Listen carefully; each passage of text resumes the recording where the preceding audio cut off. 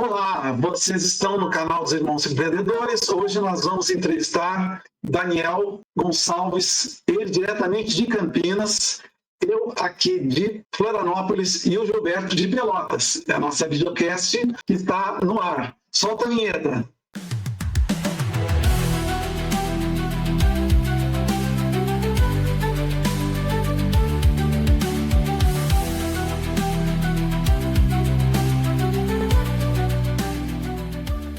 Gilberto. Olá, eu sou Gilberto Ponce Dias, mentor e autor palestrante, hoje recebendo o psicólogo e também engenheiro Daniel Gonçalves. Daniel? Bom dia pela noite. Bom, eu sou Daniel Dias Gonçalves, ou Daniel Gonçalves, mais conhecido. Atualmente psicólogo, mas como o Beto falou, também engenheiro, formado há muito tempo atrás. E estou aqui para bater um papo com esses irmãos empreendedores. Bom, como é que nós costumamos receber o nosso convidado? A primeira coisa que a gente pede para o nosso convidado é contar a história dele. Nós vamos explorar depois, durante a entrevista, a tua história. Então, eu gostaria que tu contasse uma breve história tua como empreendedor. Como é que tu começaste a empreender na vida? Como é que se decorreu? Onde tu começaste? Onde tu chegaste? Então, eu gostaria que tu contasse um pouco da tua história empreendedora, Daniel. Perfeito, Nelson. Bom, primeiro, obrigado pelo convite de vocês. É uma honra estar aqui, participando desse videocast, dessa entrevista. E vou contar um pouquinho dessa história que eu gosto mesmo de contar. Muita gente pergunta, como é que você foi parar na psicologia tendo feito engenharia de computação? Tudo começou há muito tempo atrás, não foi na Ilha do Sol. Mas eu comecei na área de computação, influenciado pelo meu tio, que trabalhava com TI, e gostei muito, comecei a me envolver. Aí resolvi fazer curso de mecânica nessa época, técnica em mecânica, e resolvi fazer então engenharia de computação. Não fiz o último ano de estágio de mecânica e prestei vestibular, passei e fui fazer noturno, que é o que eu tinha escolhido. Sempre gostei muito de trabalhar, queria muito trabalhar. E quem sabe um dia empreender, né? Tem empreendedores na família, e isso sempre foi uma inspiração. Poxa, por que não empreender também? Mas eu sabia que ainda não estava preparado para conseguir empreender, ainda não tinha um desenvolvimento adequado para isso. Era muito novo e emocionalmente eu não estava preparado, psicologicamente. Mas também tinha influência de um outro tio que era psicólogo, também admirava muito a profissão, e até quando eu peguei lá o famoso formulário do vestibular, o que eu vou, para onde eu vou? Psicologia e engenharia, sempre era aquela dúvida na minha cabeça. Mas naquela época a psicologia era mal vista no sentido de estrutura, no sentido de possibilidades de trabalho, de remuneração, de segurança financeira. Então, eu fui até bastante estimulado na família para escolher uma carreira que pudesse me dar uma profissão, que eu pudesse ser contratado, que eu pudesse ter um emprego fixo. E diante desse estímulo todo, e da minha até então insegurança para seguir outros caminhos, mas que eu pudesse confiar em mim, eu resolvi fazer engenharia. Já trabalhando com meu tio, influenciado por ele, e resolvi seguir esse rumo. Gostei bastante, foi assim, nunca gostei de estudar antes, mas quando eu entrei na engenharia, eu estudei muito, recuperei todo o não estudo perdido lá atrás, tirei boas notas e me transformei numa pessoa que gostava de estudar, incrivelmente, que era uma grande preocupação da família, que não queria estudar nada. Mas quando eu me identifiquei, eu resolvi seguir em frente. E aí no primeiro ano, já de faculdade, eu consegui estágio numa multinacional e resolvi seguir em frente, fui crescendo na empresa, cresci na carreira, me desenvolvi cada vez mais, até que eu cheguei a cargos ali de trabalhar com marketing, lá em outra saída de Jaguariúna, fui para São Paulo, a convite, e fui trabalhar nesse caminho. Lá eu gostei muito, aprendi bastante coisa, saí desde do helpdesk, virei administrador, fui crescendo, trabalhei com software, integração, e quando eu cheguei na área de marketing, eu estava ali no que é visto nas empresas como uma das natas da corporação, que é onde tem muito dinheiro e muita coisa pública. Mas foi muito cansativo para mim, muito exaustivo, em termos de idas e vindas, trabalho, correria, quase não tinha tempo mais para mim e para a família. E nessa época, eu realmente comecei a adoecer, especificamente falando. Estava feliz com o que faz, mas descontente com a vida que tem como um todo, pelo peso que ela era, pelo cansaço que ela era. E aí aconteceu um evento, teve um grande corte na empresa, que já vinha vindo há algum tempo, e eu era um dos mais novos ali na área, fui o segundo a ser demitido naquela área. E aí foi junto com uma grande leva da empresa. Bom, isso no primeiro momento foi um pouquinho desesperador.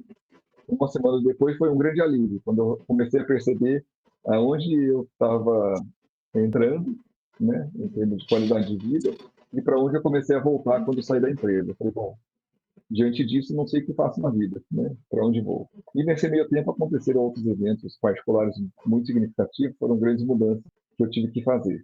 E voltei para a cidade onde eu morava, que eu tinha me mudado em função do trabalho. Mas nesse meio tempo, nos últimos meses antes de ser desligado, eu refletia bastante o que eu estava fazendo com a minha vida como um todo. Um dia veio uma luz, assim, um pouco antes de ser desligado, de que por que eu tinha entrado na TI e o que eu estava fazendo lá em São Paulo. E aí depois de muito pensar e dirigindo, né, porque eram muitas horas de trânsito, eu cheguei à conclusão de que eu não tinha entrado na TI pela TI. As horas de trânsito foram dolorosas, mas serviu para alguma coisa.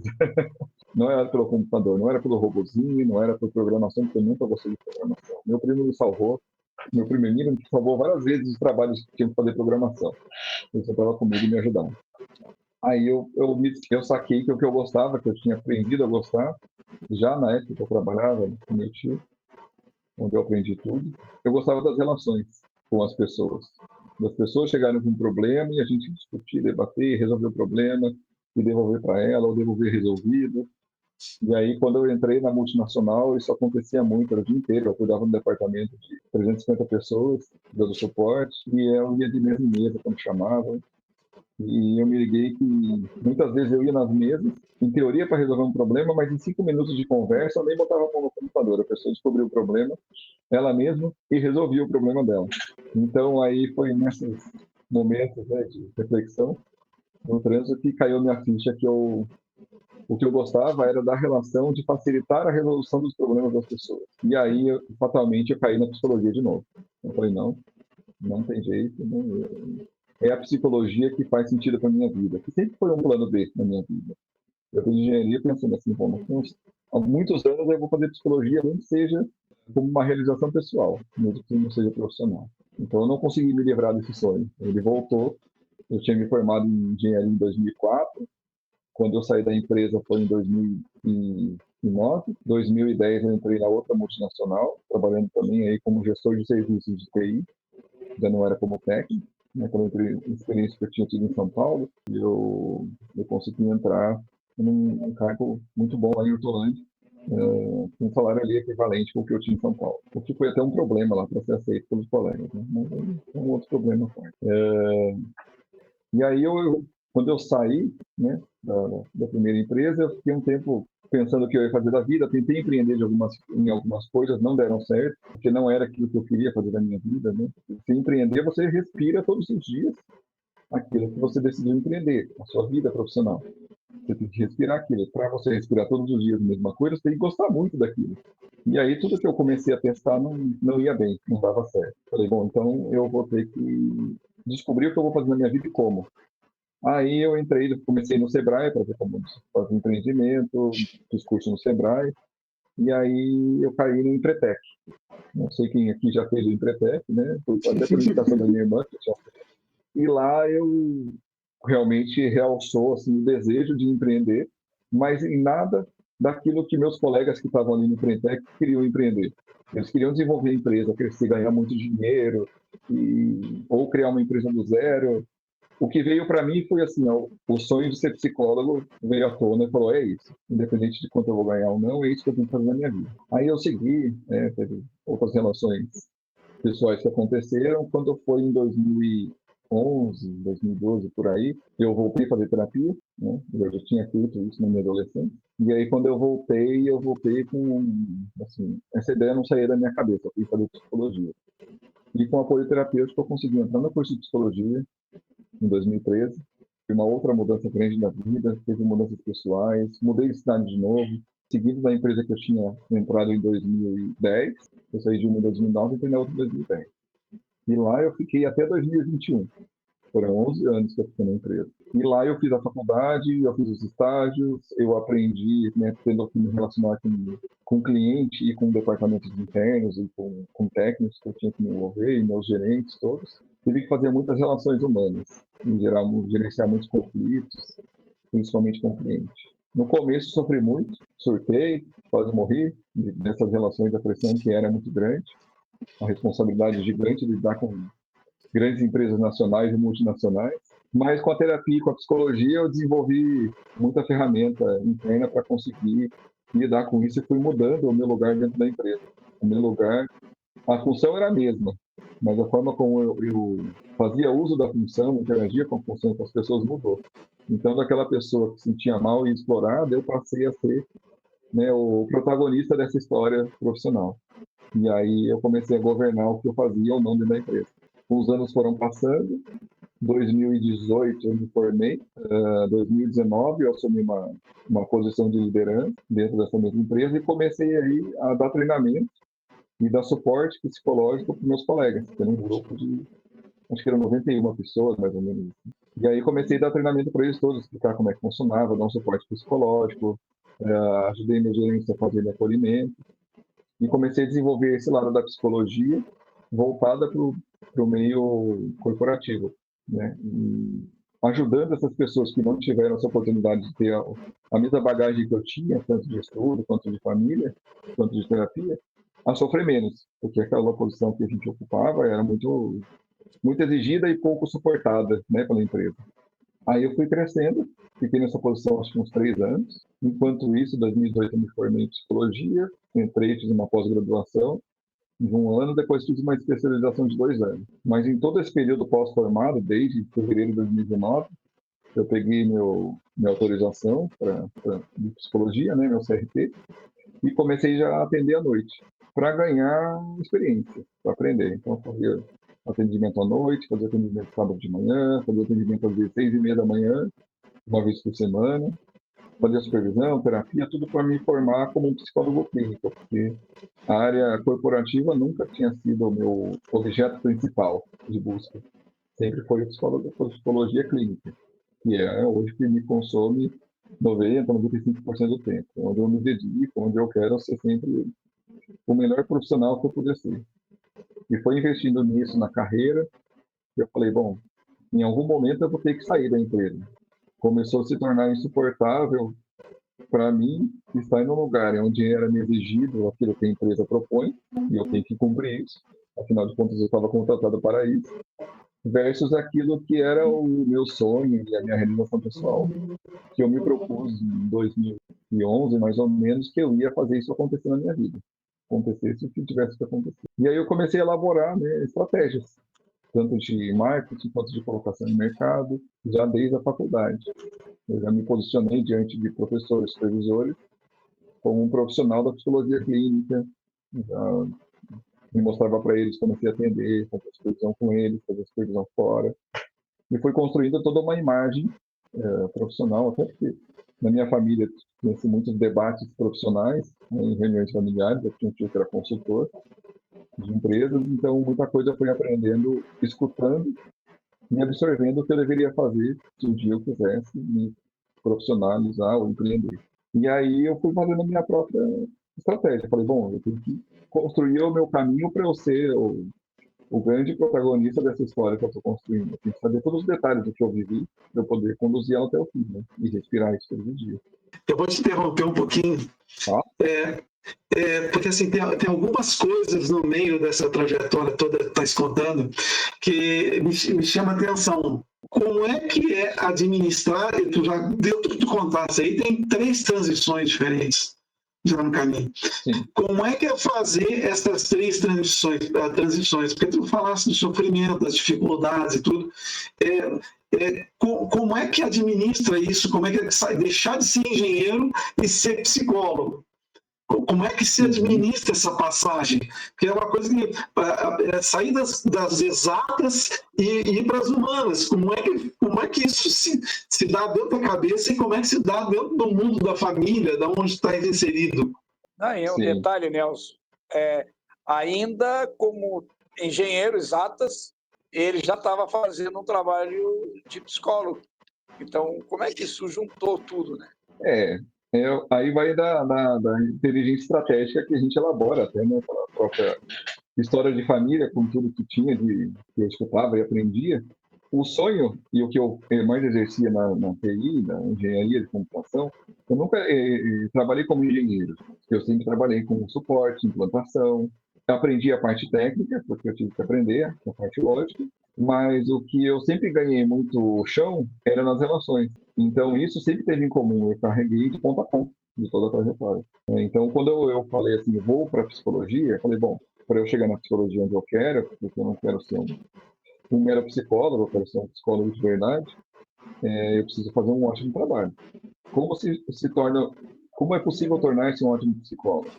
Você tem que estudar, fazer supervisão, pós-graduação, terapia por 10, 15, 20 anos, para que você consiga chegar nessa condição. Bom, então, para eu ter sucesso, eu vou ter que fazer isso. Como eu faço minha vida caber dentro disso? Colocando mais coisas da psicologia nesses horários e administrando cada vez melhor meu tempo, para que eu consiga também dar conta daquilo que me sustenta e daquilo que eu assumi uma responsabilidade. Então, a responsabilidade que eu aprendi em todo o contexto familiar, com aquilo que eu também me propondo, foi sustentada em valores muito, muito bem colocados, né? Muito bem aprendidos, e que foram colocados de ponta a ponta, foram exercidos. Então, eu vou cumprir. Então, eu me desdobrei, abri mão de muitas coisas durante uns 10 anos. Por aí. Uns 10 anos da minha vida pessoal, de passeio, de viagem, de outras coisas. Até fiz um mochilão no meio desse caminho, um mochilão pela Europa para ter uma experiência internacional, mas era tudo muito trabalho, trabalho, trabalho, estudo, por um grande período do ano, e de vez em quando eu tenho a minha escapada, que é para abrir a cabeça, para me divertir, fazer alguma coisa. Então, o coração foi o que mais guiou. E a terapia nisso foi sempre fundamental, porque para eu aprender a escutar esse chamado de vida, e confiar que com isso eu poderia não só ganhar muito dinheiro, mas ganhar o suficiente para viver e ser feliz com isso, independente de que qualquer pessoa viesse começar, eu tive que fortalecer internamente, e isso a psicologia me ensinou como um paciente, e muita coisa do que eu aprendi como paciente eu levo hoje para a clínica como psicólogo, por entender um pouco do que é toda essa trajetória. Então, ser paciente é fundamental para ser um bom psicólogo clínico, né? Para você entender como é o processo todo. Então, esse fortalecimento começou a me fazer sentir forte o suficiente para ignorar o que outras pessoas, a família, seja lá quem fosse, pensavam sobre o sucesso ou insucesso da minha carreira. Se para a família o sucesso da carreira fosse ganhar dinheiro, ser diretor, ser isso, ser aquilo, tanto faz. Para mim, o sucesso seria ser feliz construindo a minha carreira, e aí, em cima dessa nova carreira, essa expectativa de vida, essa construção, também ter uma família. Então, foi a partir desse fortalecimento que eu consegui me manter em uma trajetória, até muitas vezes acabei me afastando um pouco dos contextos familiares, reuniões familiares, porque não dava tempo nem para isso. Mas como o principal objetivo era eu e o meu projeto e minha vida, em nenhum momento isso foi mais doloroso do que tinha sido antes de estar abrindo mão de tudo isso. E aí eu segui em frente, fui me planejando e fui depois desenvolvendo a minha estratégia de recolocação no mercado. Não sei se eu respondi tudo ou se tem alguma coisa em falta aí. Eu quero que tu fales, para quem nos ouvirá depois, como é que foi fazer essa transição de quem trabalhava CLT, o recebimento lá no dia 5, dia 25 do salário, e trabalhar onde eu preciso vender, que é vender o meu trabalho, e fazer a minha receita regular por um período de 12 meses, né? Como é que foi isso? Então, isso acabou sendo até muito mais fácil e orgânico do que eu imaginava.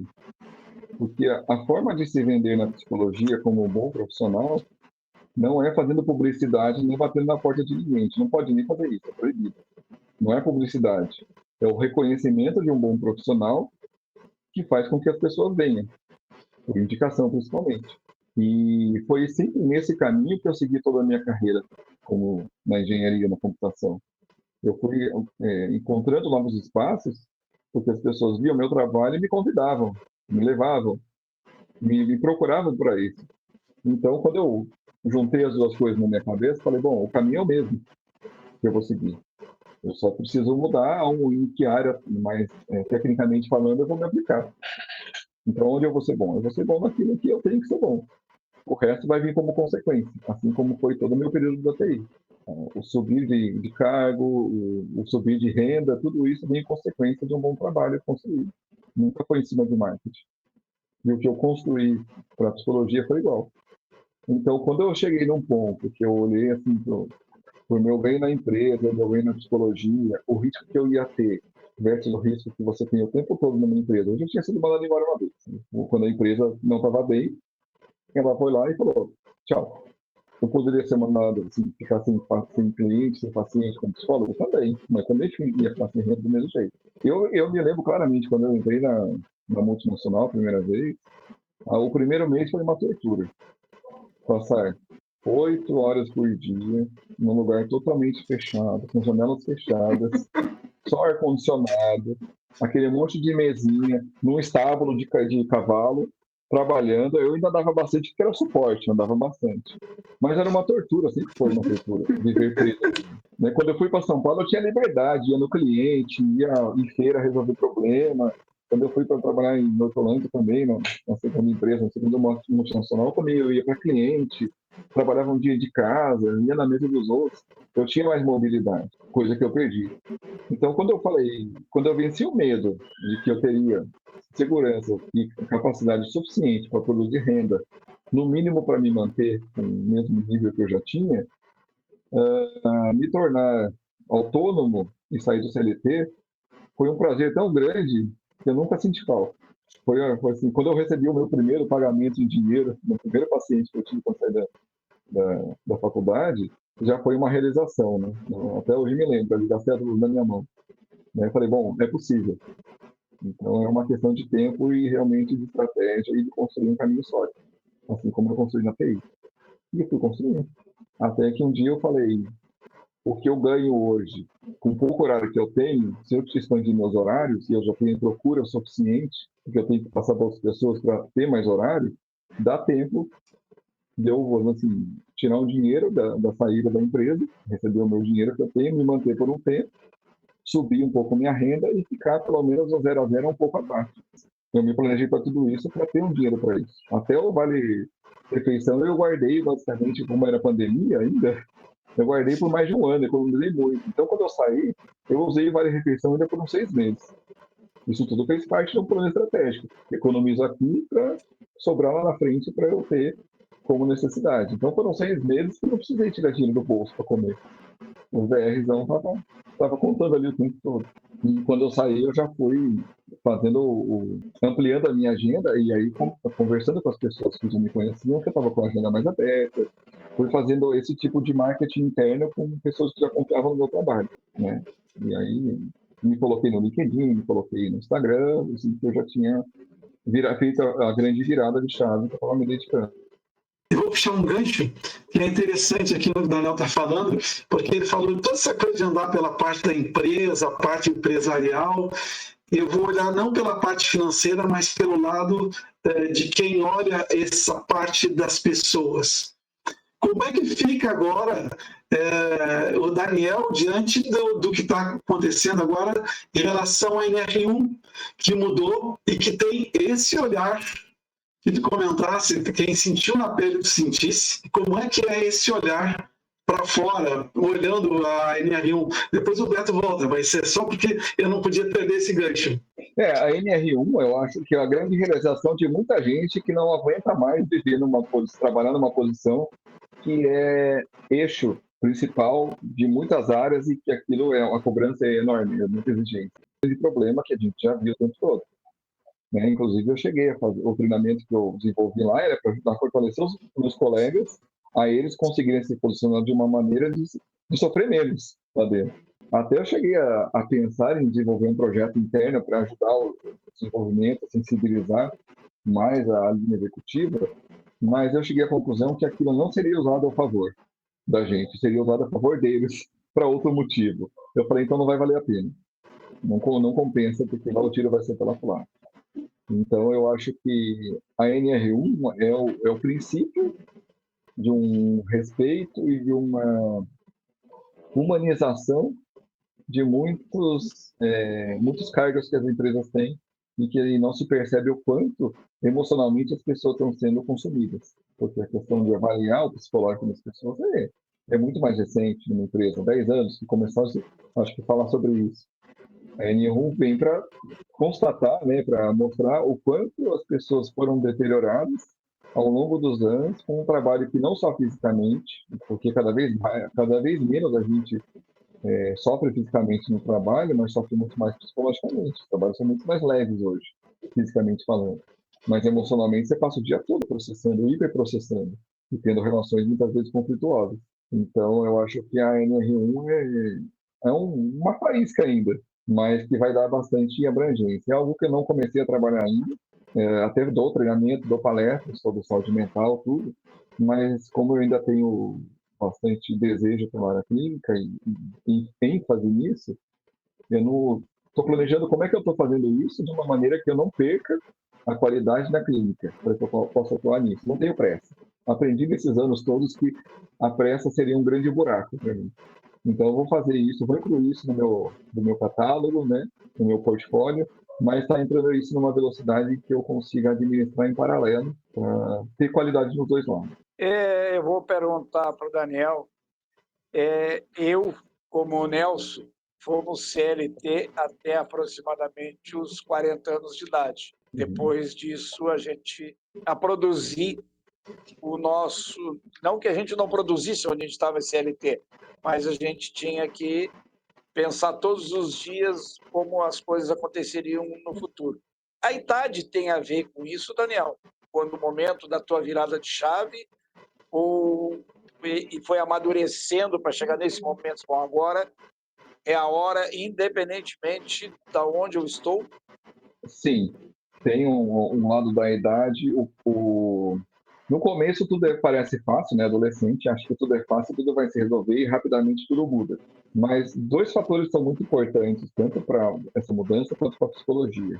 Se formar em psicologia não é ser psicólogo. A experiência de vida conta muito para ser psicólogo clínico. E todo esse tempo que eu passei no CLT e outros vivendas, hoje complementa muito. Tudo que eu vivi de história pessoal também. E essa mudança para ser um empreendedor, você precisa ter muita segurança da sua capacidade. E muitos anos de CLT, dependendo de como você vivenciou isso e como você resolveu isso em você, te dão essa confiança de que, opa, peraí, eu trabalhei tantos anos numa empresa e tantas possibilidades da empresa ganhar dinheiro, que eu também acho que posso fazer isso por mim, se eu desenvolver aquilo que eu não tenho desenvolvido ainda.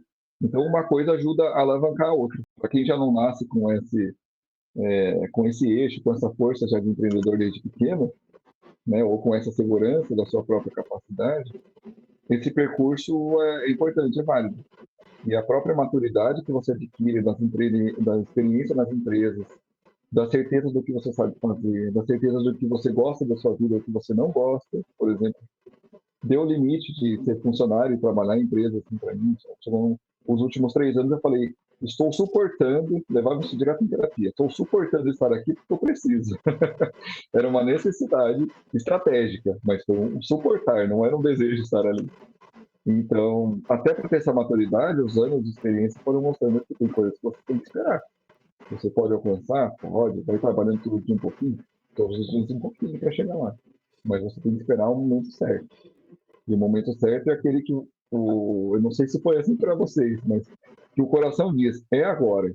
Agora eu estou pronto, mesmo sabendo que eu não tenho certeza do resultado, mas que eu tenho confiança de que eu estou disposto a correr todos os riscos, independente de qual seja o resultado. Que eu vou fazer tudo o que tiver ao meu alcance para ter resultado. E vou aprender, assim como eu aprendi enquanto na CLT, porque desafios no CLT não vem um monte, né? O chefe manda, faz isso, faz isso, faz isso.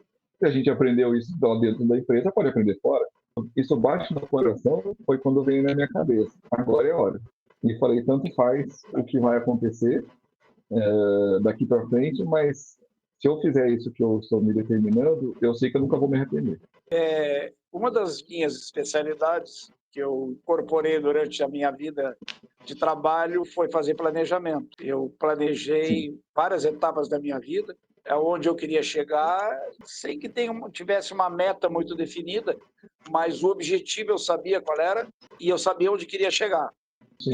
pelo que tu está dizendo, pelo que tu está comentando, tudo isso foi fruto, primeiro, do teu conhecimento, né, aquilo que tu aprendesse na tua trajetória, a carga de família, e depois, no momento que tu diz, bom, agora é a hora. Quando foi essa hora, tu fizesses um plano. Esse planejamento, percebi isso quando tu falasse do Vale-Refeição. Vou guardar o Vale-Refeição, porque isso aqui eu vou usar durante um período. Então, conta como é que foi os passos do planejamento. Boa pergunta. Sabendo que eu ia precisar de dinheiro para me manter um tempo, porque nunca se tem uma segurança, você tem um desejo muito forte de fazer uma grande mudança de vida, o desejo foi o que sempre motivou, o que deu o motivo para eu desenvolver as estratégias para eu poder chegar lá. Então, esse desejo é muito forte. Esse é o tipo de vida que eu quero ter, foi o que não... É uma coisa que, não sei se todos têm, mas se alguns têm, que é assim, eu vou ter que fazer isso acontecer antes de morrer. E isso, o que na psicologia existencial, né, que eu trabalho, né, neurológica, diz que a gente nasce com a certeza sabendo que vai morrer. Mas antes disso, eu preciso realizar algumas coisas, porque eu sei que eu vou morrer. Então, o fator da idade, Beto, que você comentou, também tem a ver com isso. Opa, chegou uma idade que eu não posso mais ficar empurrando. Ou eu faço isso, ou eu vou ter que lidar o resto da minha vida com a minha falta de coragem, o meu medo de realizar o que eu quero realizar. Então, foi aí que foi a grande virada e foi a busca da ferramenta para poder fazer isso.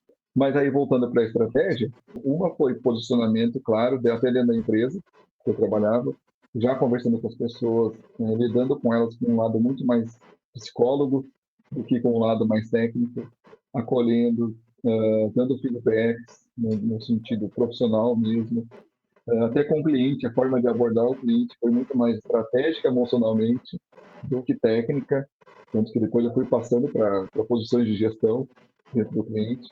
Passei a trabalhar muito menos tecnicamente, passei a trabalhar muito mais em termos de relação. Eu conquistei um espaço dentro da empresa que era muito de relação e eu nunca percebi alguém querendo me tirar de lá. Mesmo que já fosse um pouco fora daquilo que era meu escopo inicial, era um lugar que mais ninguém sabia fazer e que todo mundo reconhecia o valor. Então eu acabei conquistando ali, construindo um espaço novo para mim. Isso foi já uma estratégia também. Eu falei, bom, aqui eu fico um tempo, um pouco mais desafogado desse trabalho corrido, para eu pensar na clínica. E aí na clínica eu fui fazendo a pós-graduação, fiz o desenvolvimento, atendia final de semana, tudo para ganhar muita experiência. E aí eu falei, bom, como é que eu faço para sair daqui, né, e financeiramente me manter? Primeiro eu tenho que ter um lugar para morar.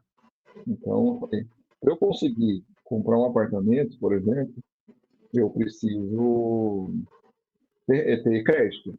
Se eu fizer isso depois de sair, não sei se eu vou ter crédito. Então, eu vou entrar com pelo apartamento antes, tudo bem elaborado. Vou usar, né, o CLT para ter crédito. Eu fui lá, dei o dinheiro que eu tinha e comprei o apartamento. Falei, bom, já comprei, já consegui o crédito para comprar, agora é pagar a prestação. Então, essa primeira parte, falei, já tenho um lugar para morar, mesmo que eu não consiga pagar, depois eu vejo o que eu faço, vendo? E vamos seguir em frente. Né? Aí fiquei com um carro, assim, bom, mas que desse para sobreviver muito tempo, não possibilitava muito. Não comprei um carro que eu mais gostava, comprei um que fosse, em termos de economia de combustível, de mecânica também, adequado, que era um Fit.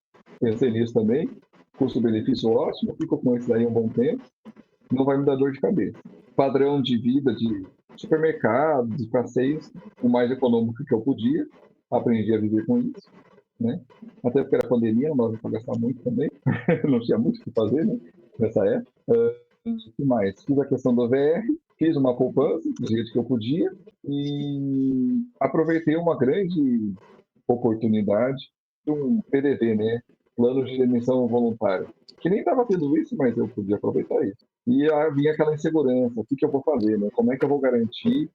Eu contratei a Doctoralia, que é um site profissional, usado por muitos médicos, mas também por psicólogos, para ter um posicionamento profissional na internet. Não que eu ia fazer propaganda, mas ali eu me coloquei disponível, algumas pessoas entraram lá, avaliaram, e eu usei esse ranqueamento natural, e através de avaliações positivas. No Central hoje lá tem 86 avaliações 5 estrelas, que é o nível máximo.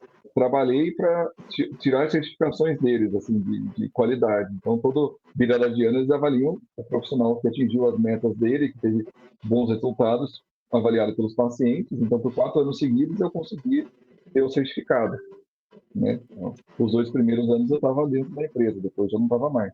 Também falei, bom, preciso escrever algo que seja relevante, porque isso também dá um peso, dá uma confiança, né? Mostra o quanto eu estudo e me dedico. Isso vai me dar também mais confiabilidade para continuar, mais segurança. E aí eu escrevi um poema que foi publicado na capa de um livro, na contracapa de um livro de uma editora super importante na aula de psicologia fenomenológica. E já depois de formado saiu um capítulo do livro também, que isso nem estava previsto. Mas escrever algo estava na minha visão, no meu ponto de visão, para passar a questão da segurança para as pessoas, da qualidade do trabalho, pelo menos do empenho que eu sempre tive profissional, né? E juntando isso com o que eu já tinha ali, de posição do trabalho, de busca pela internet, de busca por pessoas que vinham dentro da própria empresa que eu trabalhava, que eu já atendi, atendo hoje, já atendi outras pessoas que eram da empresa, busca de pessoas de outras empresas, indicação, me posicionei no mercado também como alguém que é psicólogo e conhece muito do mundo do TI, de todo o sofrimento de quem é da TI. Então, isso as pessoas se identificam. Recebi muita procura. Olha, eu vim aqui, você já trabalhou em tal lugar. Eu sei que você vai entender, não preciso nem explicar direito o que eu estou vivendo. E a gente fala das outras coisas. Ganha tempo, ganha empatia, ganha sinergia com as pessoas. Então, eu fui pegando tudo que eu tinha de ponto forte, que eu poderia associar com a psicologia, e fui disponibilizando para as pessoas verem que eu tinha isso, né, o que eu tenho. E aí eu fiz uma reserva financeira, me mantive, fiz a conta, bom, se eu for mandado embora, uma parte do que eu vou receber, eu consigo quitar meu apartamento, me sobra um dinheiro, se eu conseguir alavancar um pouco mais, eu sobrevivo 6 meses, tranquilo, guardo um dinheiro, se faltar eu vendo o carro, aluguei um consultório que era 4 quadras da minha casa, vou e volto a pé, compro uma mobilete, vou de bicicleta, uma toquinha elétrica, qualquer coisa, não tem problema, isso de menos. Várias vezes eu fui e voltei a pé, para economizar mesmo, era perto. Ainda faço um exercício. Então, fez um plano estratégico de sobrevivência de no mínimo 6 meses, considerando que o dinheiro ia estar. E aí, a empresa anunciou uma grande transformação, que ia segregar uma parte da empresa, ia se tornar uma outra empresa. Eu falei, eu não quero viver isso. Sabe quando vem aquela angústia, aquele desespero, eu falo, imagina ter que viver toda uma transformação de empresa, que eu já tinha vivido vários, né? E aí, se vocês quiserem, em outro momento, eu conto essa parte das experiências ali, nas vidas. Eu falei, não vou aguentar isso. Isso vai ser insuportável. Já está difícil hoje, não pela empresa, mas pelo que meu conflito interno, né, de desejo. Eu falei, eu preciso resolver isso antes. Eu falei, então agora chegou o momento que eu mais esperava. O momento da minha certeza que é a hora de ir embora. E aí eu falei, bom, quando eu vou sair, eu não sei. Mas quando eu vou pedir para entrar na lista de saída, eu sei. É agora. Aí eu estava sentindo, isso foi em 2021. Falei, chegou o meu momento, vocês sabem, né? Ele até já tinha me ajudado bastante quando ele era team leader, antes de ser gerente. Ele acompanhou toda a minha trajetória, então tenho muito carinho, já falei isso para ele várias vezes, agradeço muito por tudo que ele facilitou para mim durante toda essa formação. Ele até veio no chá de bebê da revelação da minha filha, convidei ele para essa questão, porque faz parte não só da vida profissional, mas pessoal também, né? Nesse sentido. E aí eu falei para ele da minha decisão, eu falei, eu sei que vai ter demissão, porque nessa época eu já estava na liderança, eu já sabia o que ia acontecer. Eu falei, salve alguém e me coloca meu nome. Você ajuda a pessoa e me ajuda. E aí, como eu tinha feito um trabalho já de 11 anos, muito dedicado à empresa, assim, no qual eles tinham muita gratidão pelo meu trabalho, pelo quanto eu me doei, todo o retorno que eu dei para a empresa, suportando clientes, todos os trabalhos que eu fiz, assim, fui muito fiel ao que eu tinha combinado com a empresa e sempre entreguei, acho que até além do que estava sendo solicitado, sempre. Não foi difícil a decisão, foi muito rápida a resposta. Não, a gente vai te ajudar, é merecido. E aí eu tive um retorno direto e falei, bom, estou tranquilo. Então aí eu fui incluso na lista, fui disponibilizado para a demissão. E aí, para minha surpresa, né, eu dou risada disso até hoje, o RH chegou para mim e está aqui, ó. A data da sua saída vai ser 10 de junho de 2021, que por coincidência ou não, é exatamente a data de aniversário do meu pai. Foi meu último dia de trabalho, 10 de junho de 2021, naquela empresa. Então, eu falei, será que eu vou me sentir mal? Não vou. Aí trabalhei o último mês só passando tudo que eu tinha que passar para o meu substituto. Até a área acabou ficando sem minha posição, já tinham 2 ali, a gente mudaram a estratégia. Deixei tudo redondo, o mais redondo que eu podia, e me despedi. Mas me despedi com muito orgulho de toda a trajetória. Isso era uma coisa que, na minha família, minha mãe sempre falou, inclusive ela falou nesse período, falou, olha, saia sempre pela porta da frente, faça o melhor para sair sempre direitinho. Toda a minha família sempre falou isso, todos os meus tios. Falavam bastante isso. E eu fiz isso. Saí pela porta da frente, com orgulho da trajetória. Mas falando pela porta da frente, tá bom, mas eu vou fazer uma pergunta que a gente sempre faz aqui. Todo empreendedor toma um tombo. Todo empreendedor toma um tombo. Conta algum tombo que tu tomasse na tua trajetória empreendedora. Ou alguma coisa, algum revés, alguma coisa que foi em primeiro momento pode parecer intransponível, mas que tu passasse e tornasse isso um resultado positivo depois. Olha, eu não diria assim na psicologia que me pareceu isso acontecer. Eu tive medo várias vezes do que estava acontecendo, mas eu acho que foi tão pouco tempo ainda, foi tão bem cuidado, detalhe por detalhe, desde o princípio, que na psicologia eu não sinto um momento que eu falei, ixi, deu ruim. Mas eu empreendi outras vezes antes. Eu tive um pet shop por alguns meses, eu comprei, depois vendi de volta para o cara que tinha me vendido. Eu tentei comprar e vender carro. Eu fiz outras áreas. Eu importei coisa da China quando eu estava desempregado. E tudo eu falei, não adianta, não é o que eu quero fazer, não vou conseguir dedicar minha vida toda, ou pelo menos em paralelo da empresa, para isso. Então foram outros empreendimentos que não tinham a ver com o meu sonho e deram com o burro na água, que foi algo que me deu até esse entendimento de que se eu não fizesse algo que eu pudesse me dedicar com paixão, e eu não consigo viver todos os dias uma coisa se não gostar muito daquilo, não vai dar certo. Então eu tive que ter coragem de falar, então é isso que eu quero, é isso que eu vou viver essa trajetória. Mas o pet shop foi uma desgraça, né? Importar foi uma desgraça também golpe da China, tudo. Perdi pouco dinheiro, mas até do pet shop eu perdi mais dinheiro, assim. Foi vender o carro também depois, o cara não me pagou tudo. Foi tudo coisas que foram feitas tão atrapalhadas, tão muito com o objetivo de ganhar dinheiro, mas não de viver aquele empreendimento, e deram com o burro nada. Tudo que é feito no mais ou menos assim, vai dar ruim.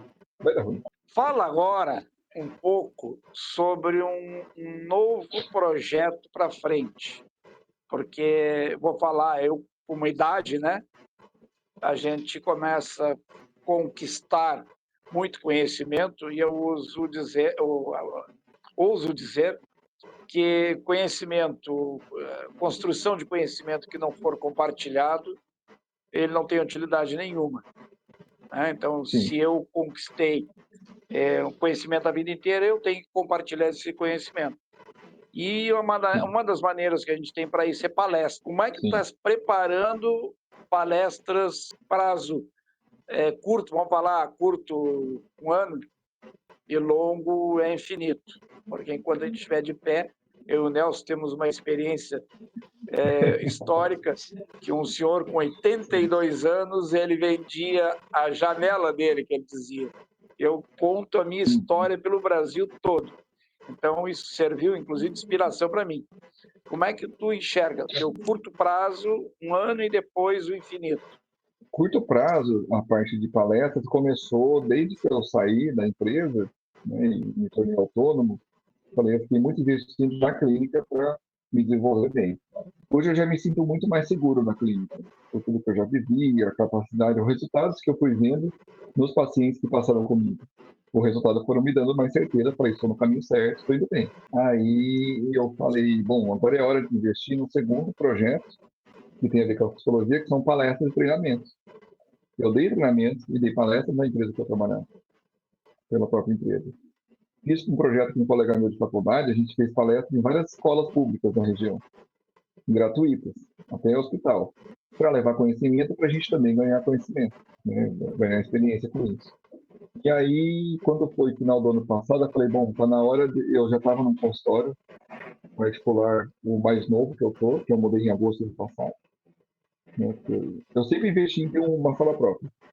No começo nunca aluguei por hora, era por um período pequeno, depois eu aluguei a sala toda. E aí, o ano passado, eu falei, está na hora de eu profissionalizar ainda mais, agora que eu me sinto mais seguro. Eu vou abrir uma empresa. Então, no começo desse ano, eu deixei de ser autônomo, abri uma empresa, DG Psicologia, Serviços e Desenvolvimento Humano. E nisso já incluí ali tanto a psicologia clínica quanto palestras de treinamentos. Então, aí, nesse ano, quando eu abri essa empresa, já foi para isso. E eu estou agora desenvolvendo um portfólio, que já está em fase final aí para ser publicado, com tudo que eu fiz na minha carreira de palestras de treinamentos, nesses anos, principalmente nos últimos 2 da empresa, e nesse começo de carreira que eu fiz palestra em multinacional, fui no CNT, em várias empresas aqui da região, né, na Unimed, tudo, dei palestra.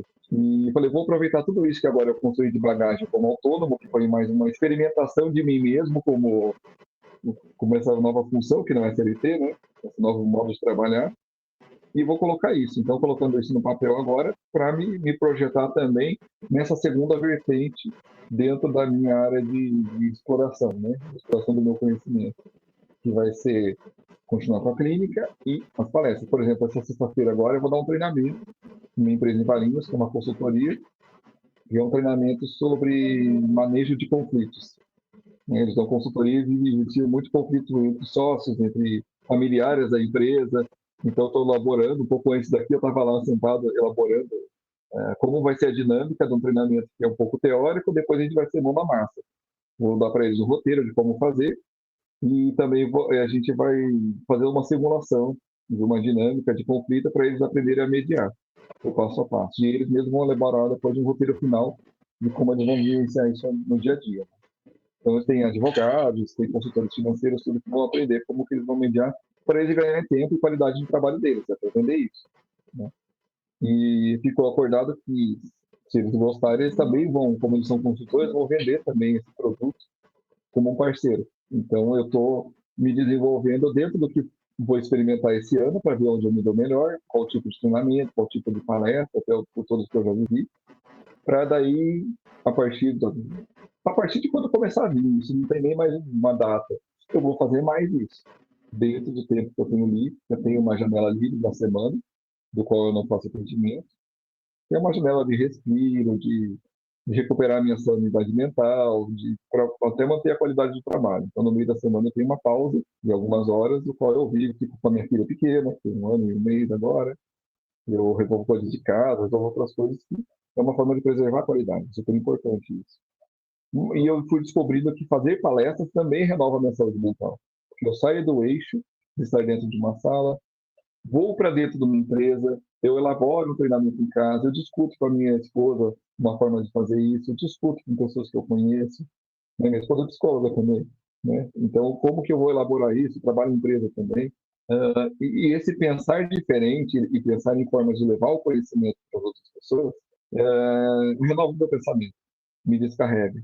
Quando eu fui, uns 2 meses atrás, eu fui numa empresa de Hortolândia dar também treinamento, uma palestra sobre complacência e a segurança dentro do ambiente de trabalho. E, nossa, foi tão gostoso estar lá dentro. Assim, todas as vezes que eu vou, eu me sinto muito bem. Eu volto para a clínica renovada. Eu falei, então eu preciso incluir isso não só como um produto, mas também como um período da minha semana ou do mês em que eu esqueço de tudo, vivo isso, volto renovado e trabalho ainda melhor. E ainda, claro, como um empreendedor, tiro uma renda extra. E não fico só com produtos dentro dessa empresa que eu montei. Então, isso está sendo organicamente, né? Eu aprendi a esperar, eu aprendi a não ter pressa durante todos esses anos. Organicamente, quando eu vi a vontade de falar, agora é o momento, eu vou lá e faço. Então, a ideia vai se construindo na minha cabeça, eu vou elaborando, juntando todas as pecinhas, conversando com as pessoas. Quando chega o momento, eu vou lá e me projeto. Daniel, eu vou te fazer uma pergunta que nós já entrevistamos dentista aqui conosco, que tem toda aquela questão ética que não pode fazer propaganda, tem um monte de restrições, advogado não pode fazer propaganda, tem essas restrições todas, né? E como é que funciona isso? Quando você, no mundo moderno hoje, com Instagram, com internet, com esse monte de meios de comunicação que tem nas mídias sociais, em relação à propaganda do psicólogo e o respeito à ética profissional, no que diz respeito à categoria. Isso é uma questão super importante, super mal feita, principalmente para quem é recém-formado. Todo mundo já fez besteira, inclusive eu, né, achando que estava fazendo certo, mas a gente, consultando o conselho, a gente vai ajustando. O nosso comitê de ética é bem claro, não podemos fazer qualquer tipo de promoção. Eu atendo por mais barato, eu faço desconto, eu facilito, eu vou na sua casa, qualquer tipo de coisa. A gente tem que estar disponível e as pessoas nos procurarem. Então, eu tenho o meu site, eu tenho a minha página, eu tenho o Instagram, eu tenho a minha página lá no Doctoral, isso é permitido. O que eu não posso é fazer uso disso para chamar a atenção das pessoas. Não posso pedir para as pessoas ir lá e falar, olha, chama o Daniel, ou fazer promoções. Me liga aqui que eu vou te atender. Eu sou um bom psicólogo, vem aqui, vem atrás de mim, sabe? Aquelas coisas meio ligue já e peço o seu, assim. Então, isso não pode ser feito jamais. Mas isso, para mim, não está sendo tão difícil, né? Porque eu acho que a forma como eu construo minha carreira já não é fazendo propaganda, é mostrando o resultado e tendo indicação. Então, para mim, não muda muito, mas isso é uma grande preocupação. Uns 2 meses atrás, eu fiz uma denúncia de uma empresa, uma denúncia para o CRT, para o Conselho de Ética. Uma empresa me procurou, dizendo que desenvolveram uma ferramenta de IA. Olha, como ferramenta, é sensacional. Você deixa ele gravando, ou não é gravando o termo que ele usa, mas para mim é gravando, porque eu sou da TI, eu entendo como é que funciona. O que está acontecendo, né, ali na sessão, e no final a IA te dá um resumo do que o paciente trouxe de demanda principal, o que ele está tomando de remédio ou não, depois do que ele falou, uma síntese de poucas linhas, tudo muito organizado, com bulletzinhos, né, com marquinhas, tudo certinho. Para a gente não ter que preencher o prontuário no final da sessão, é muito prático, é super simples, está resolvido. Mas eu pensei assim, meu amigo, você está dizendo que você vai ter alguém escutando a sessão durante a sessão? Mas é o seu celular, ele falou para mim, que seja meu celular. A pessoa está sabendo? Não, eu não preciso saber. Eu falei, claro que precisa saber. Aí ele me disse, não, mas o Conselho de Medicina tem um conselho, uma certificadora, que certificou. Eu falei, não importa que ele certificou. O Conselho de Psicologia certificou? Não, mas o de Medicina, eu falei, não quero saber. Eu fui no Conselho de Psicologia.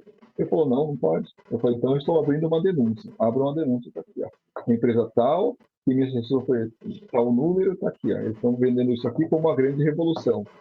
É prático, mas olha como eu estou diretamente infringindo, ultrapassando o limite que o principal de uma sessão de terapia, que é confiança total. Eu estou dizendo que eu vou aceitar que tenha uma escuta e o paciente não vai saber que no final eu facilitar meu trabalho. Eu não consigo ver outra coisa tão antiética quanto essa, assim, tão absurda quanto isso. Ainda perguntei para o conselheiro se ele assinar, mesmo que ele assine, ainda assim está infringindo o código de ética, o paciente assinar que sabe, porque é uma outra pessoa, ele não sabe o que fim você vai fazer com isso. Então é infinitamente proibido. E como ele falou para mim que muitos psicólogos já tinham comprado, e claro que eu acredito, que muitos já compraram. É muito fácil, muito tranquilo, tem gente fazendo terapia por IA, tem gente fazendo terapia pela internet, tem gente que vai... Tem atrocidades enormes, fazendo no TikTok, fazendo videozinho e tal, dando dicas ou criando livros de como resolver o seu relacionamento em 5 passos. Já vi isso com um colega de faculdade publicando livro assim. Então, são atrocidades para a profissão. Até atender com valor super simbólico, porque eu tenho muitos pacientes, mas não consegue pagar depois nenhuma supervisão. Então, isso é uma violência contra a nossa profissão. E deveria ser, não sei se punido, mas pelo menos restringido ou melhor controlado, porque o nosso conselho nesse ponto é muito falho, não controla. Nem sei o que fizeram com a minha denúncia. Mas eu acho que a questão da ética é um problema grave, principalmente para os recém-formados, que por serem muito adolescentes, ainda pouco experientes, poucos ligados com essa questão da ética, vão fazer e fazem muitas coisas erradas. Alguns sem saber, outros conscientes de que estão fazendo, mas achando que é certo ainda. Porque hoje tudo é muito fácil de ser feito. Qualquer um abre o Instagram ou abre um site e vai lá e coloca o que quiser lá dentro e dizer que aquilo é verdade. É um assunto bastante complexo, é muito complexo isso. Esses dias eu me mantive na informática e eu estava fazendo uma experiência com o IA e eu já coloquei algumas coisas na rede, que eu crio uma história e coloco na inteligência artificial. E ela pega essa história e interpreta a história e conta uma versão dessa história. Já tem aí, as nossas entrevistas elas depois são lidas por IA, e eu coloco elas por IA. E ela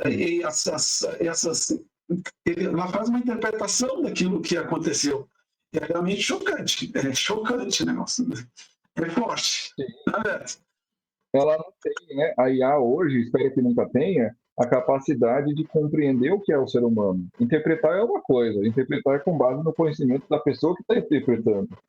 Compreender, que é a linha de trabalho que eu faço, que não é interpretar, é ajudar a pessoa a compreender o que ela está dizendo, é pegar aquilo que a pessoa está trazendo e fazer uma leitura, mas considerando o lado humano, o lado afetivo.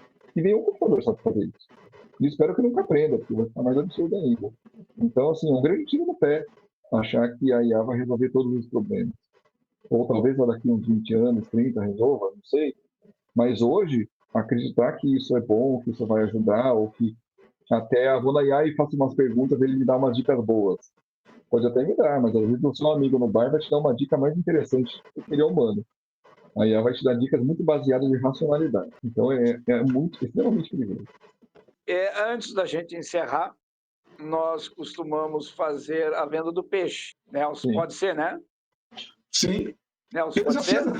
já fez a venda do peixe, já. Já vendeu o peixe? Não, Quer fazer mais e dentro da psicologia. Tu pode vender a palestra, não tem problema. Tu pode vender teu peixe. Tu quer vender a palestra? Eu posso vender palestra, posso vender também como a psicologia clínica, porque eu posso dizer o trabalho que eu faço e como eu faço. Nesse sentido, não é antiético. Tá bom? Então, Beto, então é o seguinte, então, tá o Beto abre vendendo peixe aí, tá? Daniel, a gente tem um quadro dentro do nosso programa que se chama Vender o Peixe, onde cada um dos três, o entrevistado mais nós dois, que somos os entrevistadores, a gente aproveita o momento para vender o peixe. É uma expressão que a gente trouxe lá da cidade de origem nossa, lá em Rio Grande, e os praianos devem conhecer bastante isso, onde o pescador, né, recolhia o peixe da rede e depois ele ia vender na cidade. Então ele botava uma vara de bambu normalmente no ombro, 2 cestos, um em cada ponta, e atravessava a cidade vendendo peixe. Aí o peixe, com uma balança de molinha, acredite quem quiser que tinha peso certo ali, e olha o peixe.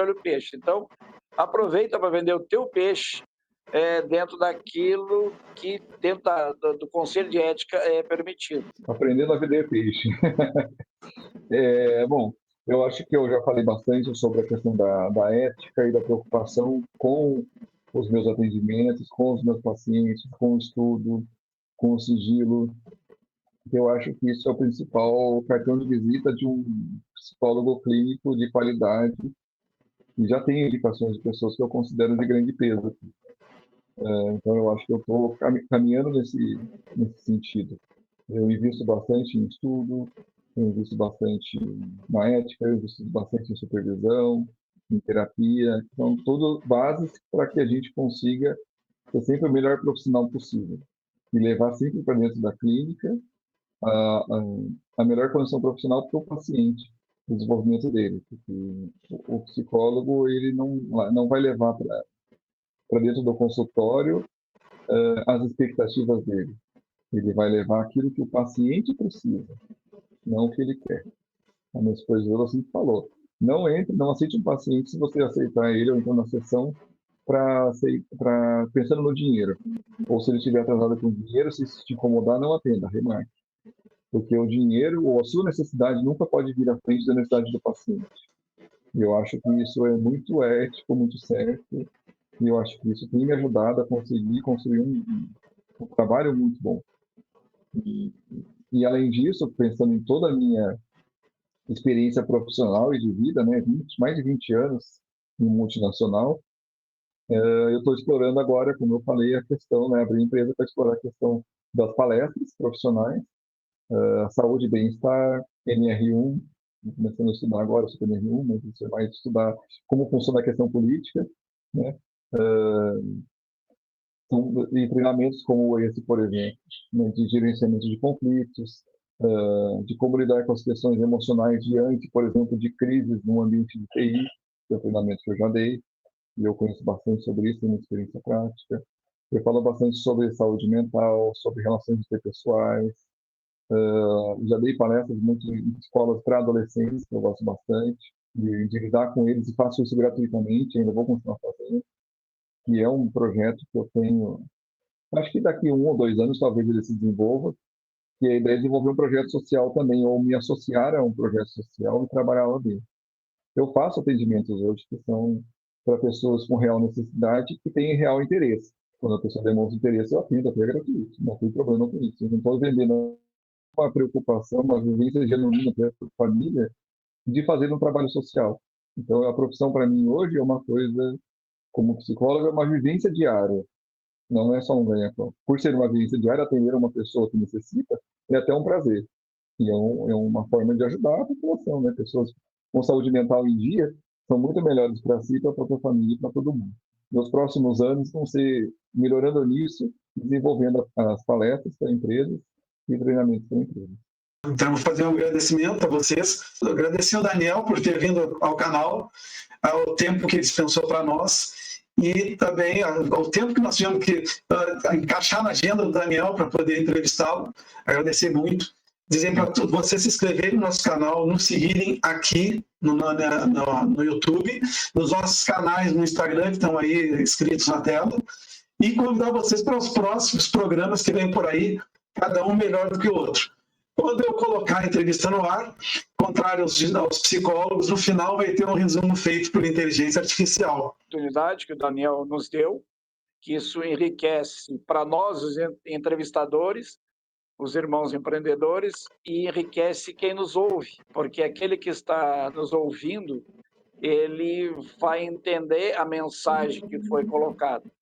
Então, como disse o Nelson, se inscrevam, comente e compartilhe, porque esse conteúdo tem grande utilidade para muitas pessoas. Então, quanto mais a gente compartilhar, mais a gente contribui com o desenvolvimento e crescimento das outras pessoas. Então, Daniel, mais uma vez, muito obrigado pelo tempo, a dedicação e a paciência da gente ficar compartilhando aqui no nosso canal. Vou agora dar o meu encerramento. Agradeço muito o convite, peço desculpas pela dificuldade de organizar o tempo, mas né, essa vida de psicólogo com uma filha de 1 ano não tem muito tempo livre, mas conseguir essa janela foi um prazer.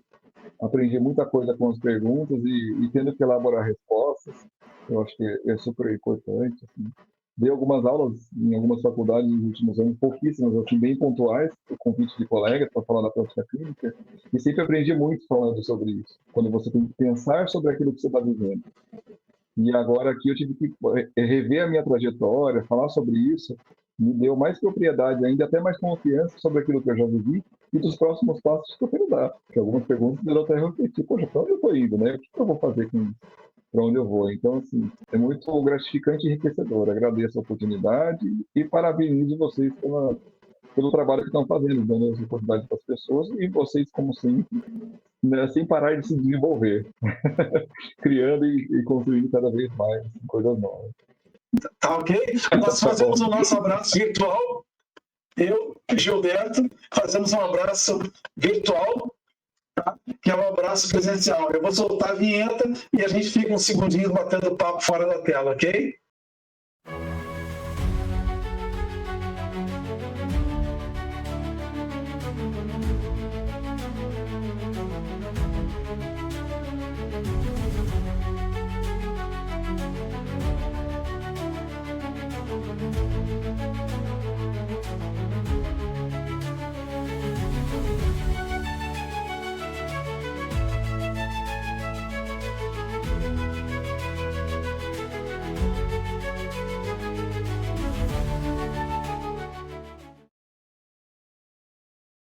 Olá, para nossa análise de hoje, a gente tem uma história bem interessante de reinvenção profissional. Vem de um relato do Daniel Gonçalves, né? Uma mudança de carreira, uau, bem grande. É uma história curiosa mesmo, né? Ele saiu da engenharia de computação, que é uma área, super estabelecida, para virar psicólogo clínico. Foi uma busca por sentido, acho, e também uma certa insatisfação com o mundo corporativo. Exato. E o nosso objetivo aqui é justamente entender, sabe, os pontos centrais dessa jornada toda. O que motivou, quais foram os obstáculos, como foi esse planejamento por uma mudança tão grande e até o que ele pensa sobre sucesso hoje em dia. Vamos dar uma olhada nisso. O começo já mostra bastante coisa, né? Engenharia de computação, ele conta que teve influência da família e também aquela busca por segurança financeira, que é algo bem comum, né? Sim, super comum, mas o interessante é que já existia ali uma sementinha da psicologia, sabe? Também por influência familiar. Então a escolha pela engenharia foi mais pragmática, talvez. Isso, pragmática. E ele teve sucesso no começo, né? Numa multinacional, chegou a cargos de marketing, mostra que ele estava indo bem naquele caminho. Tava. Mas aí ele descreve um processo de esgotamento mesmo, um cansaço daquele ritmo da vida corporativa, e isso acabou culminando na demissão dele, num corte da empresa. O que na hora pareceu péssimo, né? Imagina. Mas depois virou um alívio, foi o ponto de virada. E aí que a história fica, nossa, quase de filme. Ele preso no trânsito de São Paulo, horas, e aí começa a refletir sobre o que ele gostava mesmo no trabalho de TI. E a conclusão foi surpreendente, né? Muito. Não era tecnologia, era lidar com gente, ajudar as pessoas com os problemas delas. Exato. Aí a ficha caiu, né? A psicologia era o caminho. E essa percepção virou ação, né? Não ficou só na ideia. De jeito nenhum. Ele monta um plano bem estruturado, voltou para a terapia pessoal, o que é super importante, e em 2013 começou a faculdade de psicologia. E conciliando tudo isso, né? Faculdade e trabalho. Sim, isso que é impressionante. Ele ainda trabalhava numa outra multinacional. Foram 11 anos nessa dupla jornada. E ele conta que a própria psicologia já ajudava ele ali no ambiente corporativo, a lidar com as pressões, a se colocar diferente, mesmo antes de sair. Interessante isso. E a passagem do emprego formal, da CLT, para ser autônomo, deve ter dado um frio na barriga, né? Ah, com certeza. Ele menciona esse medo inicial. Normal, né? Mas o que chama atenção à estratégia, ele não foi de qualquer jeito. Como assim? Ele usou o crédito que tinha por ser CLT para financiar um apartamento, criou uma base, uma segurança, Ah, inteligente. e o planejamento financeiro foi, olha, minucioso. Ele chegou a guardar o dinheiro do vale-refeição por mais de um ano, Nossa, para ter uma reserva para depois, né? exatamente. Pensando lá na frente. E ele esperou o momento certo para sair. Aproveitou um plano de demissão voluntário, o PDV. O que tornou a saída financeiramente mais suave, digamos. Isso, mais segura, mostra bem essa combinação, né? A paixão pela nova área, mas com os pés muito no chão. Um planejamento quase de engenheiro aplicado à própria vida. Exato, não foi um salto no escuro, de forma alguma. Ele foi construindo a reputação como psicólogo aos poucos, ainda empregado. O foco sempre foi na qualidade do atendimento, nas indicações que vinham disso. Faz sentido. O reconhecimento veio pelo trabalho bem feito, não por ficar fazendo propaganda. Até porque a ética da psicologia é bem restrita quanto a isso, né? Justamente. E falando em ética, ele parece levar isso muito a sério mesmo. Mencionou que recusou usar umas ferramentas de inteligência artificial na clínica. Sério? Por quê? Por receio de comprometer o sigilo das sessões, sabe? Mesmo que fossem práticas. Ele achou que podia vazar a informação. Chegou até a denunciar uma delas para o conselho profissional. Uau! Mostra uma preocupação genuína com os pilares da profissão, né? A confiança, a confidencialidade. Sem dúvida. Isso reforça que a escolha pela psicologia foi profunda, não foi algo superficial. E isso tudo conecta com a definição de sucesso para ele hoje. Não é só grana. É mais sobre realização, felicidade no que faz. Exato. Estar feliz, realizado com a escolha, mesmo que tenha significado abrir mão de algumas seguranças, enfrentar a instabilidade inicial de ser autônomo, a maturidade, a experiência, até as dificuldades que ele passou antes, deram a ele a confiança para bancar essa decisão. Então, para a gente resumir um pouco, é uma história de coragem para mudar, né? Mas uma coragem bem calculada, baseada em autoconhecimento, que veio muito da terapia também, planejamento estratégico e resiliência. É um ótimo exemplo. Mostra que essa transição para empreender ou para uma carreira com mais propósito não precisa ser um ato de loucura ou desespero. Quando se tem clareza do objetivo, um preparo cuidadoso, quase como um projeto mesmo, e a capacidade de aprender com o que já se viveu, a mudança fica bem mais viável. O desejo foi o motor, mas a estratégia foi o mapa. Gostei disso. É por aí. E fica aquela reflexão, né? Até que ponto buscar a nossa paixão justifica correr riscos? E como achar o equilíbrio entre planejar tudo nos mínimos detalhes e lidar com a incerteza que sempre existe numa mudança grande dessas? É algo para se pensar.